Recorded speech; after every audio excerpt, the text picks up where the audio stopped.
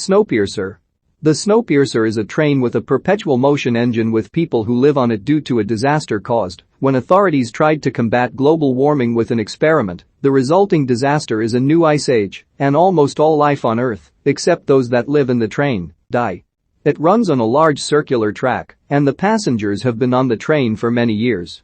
Chris Evans, leads a revolt of the tail-end passengers, the lowest-ranking people in the train society, against the front-end passengers. The further to the front, the more elite. The passengers of the tail end are overcrowded and fed protein blocks that look kind of like jelly. Curtis receives messages in the protein blocks periodically to help coordinate the revolt.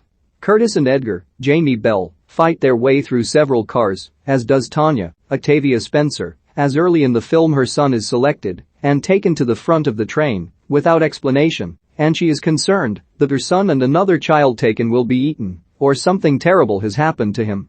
Curtis and Edgar break out of the jail car. It appears they store people in drawers, a man named Namgung Minsu, Song Kang-ho, and his daughter, because he designed the doors and can help them through. The two are addicted to this waste byproduct they sniff to get high.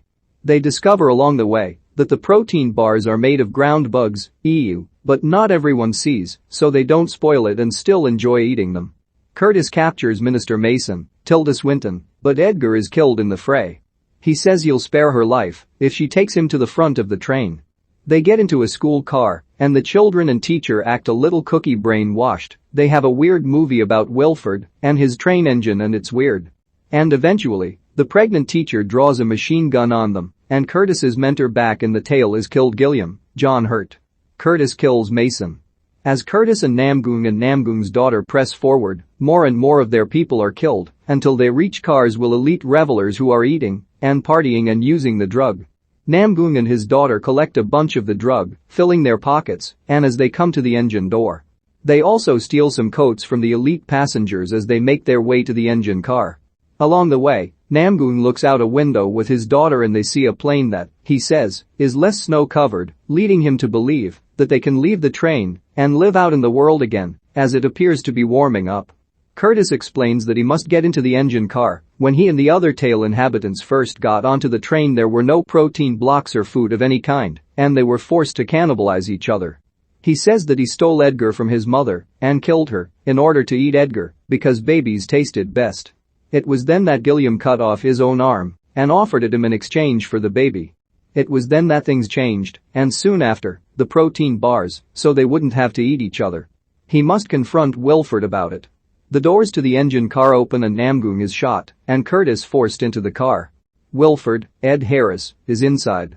He reveals why the children were taken, because they are the right size to maintain the engine. He selects a couple and then forces them into tiny spaces in order to clean out gunk in the engine. Wilford also explains that Gilliam and he came up with the class warfare as a means of population control, but Curtis had been too successful and killed too many front-enders, hence why Wilford had Gilliam shot. Wilford explains that he's impressed with Curtis and wants him to replace Wilford, but Curtis refuses. The daughter finds Tanya's son under a floor panel crammed into part of the engine, and Curtis puts his arm in, breaking it, sacrificing it, so that she can pull the boy out.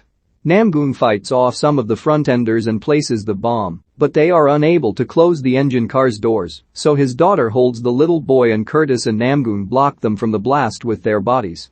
The blast causes an avalanche and derails several cars of the train. The daughter and the little boy emerge from the train, unharmed, and above them on the hill they see polar bears.